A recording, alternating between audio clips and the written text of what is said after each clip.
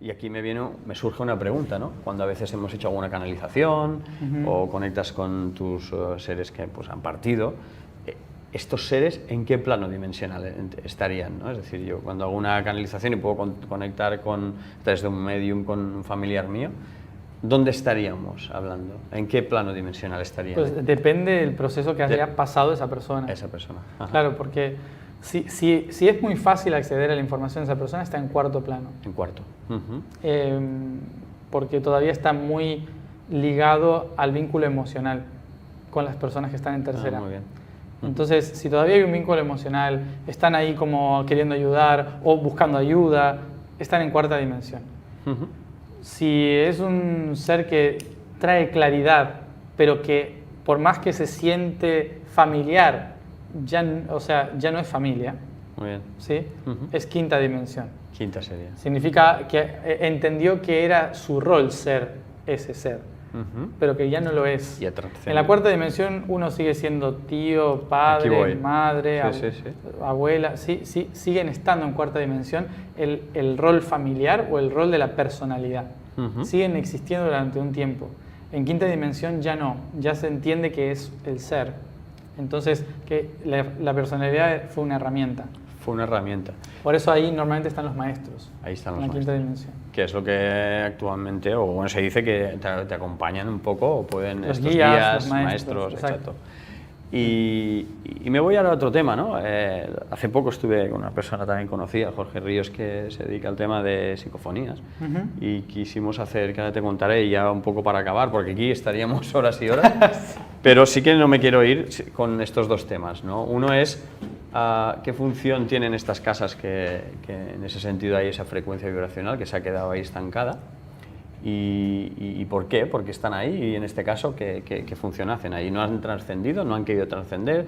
¿No han detectado que ya han partido y sigue esa energía ahí? ¿Qué podrías decirnos sobre? Bueno, podría decir que en la Tierra hay mucho fantasma vivo y muerto. Bueno, eso también, que el día a día ya tenemos batallas. En sí el tema es que nosotros culturalmente, esto no pasaba tanto en la antigüedad. No pasaba tanto. En la antigüedad me refiero a hace varios miles de años. Cuando empezaron a surgir las religiones y empezamos a desconectarnos de la idea de que uno es el propio creador, y se empezó a crear la idea de castigo y recompensa, ¿sí? Que es una cuestión muy humana, muy jerárquica para ordenar la manada.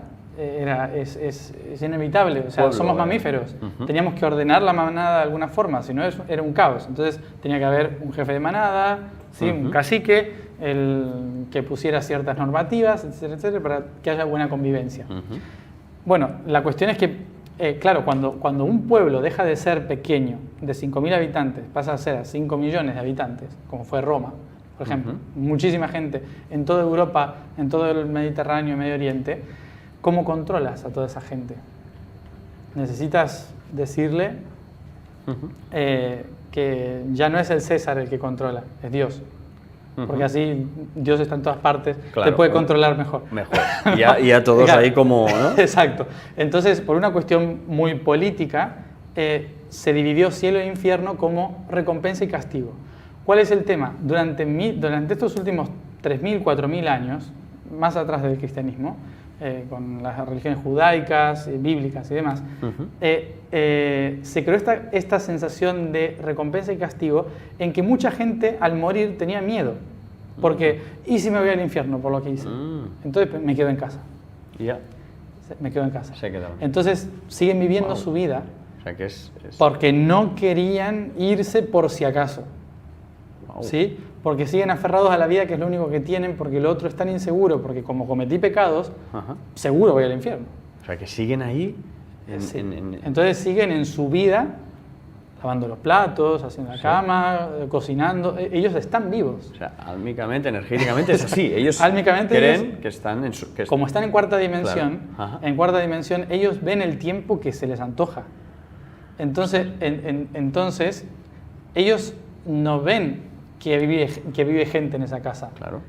Esa ellos es su casa. Sienten que hay gente en la casa. Igual que tú sientes que hay un fantasma, ellos también sienten lo mismo. Wow. Solo que en otro plano. Entonces, bueno, la mejor, bueno, esto es un spoiler, pero la mejor película para ver esto es Los Otros. Los Otros, sí que la hemos visto. Bueno, que es muy buena para explicar eso, la perspectiva desde el fantasma. ¿Están en su casa? Sí, están en su casa. La cuestión es que ¿qué pasa? Como todas las realidades están constituidas por vibración, un ser que está en cuarta dimensión, viviendo en la idea de que está en tercera, genera un portal, como un doblegamiento de tiempo. Wow. Entonces la casa se convierte en una disonancia de vibraciones entre cuarta y tercera dimensión. Wow. Eso es lo que se escucha. Sí. Son disonancias. Tenemos varias psicofonías. Claro. Algunas algunos lugares es el ambiente, porque tal vez el lugar tiene como un foco de energía propio, que no tiene que ver con fantasmas ni nada, como algunos portales, algunos centros de energía que suelen ser así. Pero porque se mezclan todas las dimensiones. Pero bueno. ¿Y eso habría alguna forma de limpiarlo o ayudar a que pudieran trascender? ¿Hay algunas formas? Bueno, se necesitan psicólogos. Psicólogos, parece, oye, que aquí ya no... Sí, psicólogos, terapeutas que trabajen con... O sea, si es por una cuestión de seres que están ahí, claro. Con psicólogos y terapeutas holísticos que sepan que hay gente ahí y que los trabaje desde ese lugar. Y si es el lugar, pues obviamente con lo más común, Feng Shui. Sí, los espacios, ¿no? Los espacios, ¿por qué? Porque toda la vibración de cuarta dimensión se ancla en el espacio de tercera, cuando hay un portal abierto. Si yo modifico tercera, cambio el espacio de cuarta dimensión. Moviendo espacios, exacto. En este caso pues sofás o muebles. Entonces, es todo un engranaje. Entonces yo cambio el mueble de aquí a allá y ya el flujo energético cambió. Muy bueno. Lo tendremos en cuenta. Tiempo y espacio están como engranaje. Engranados. Uh-huh. Engranaje.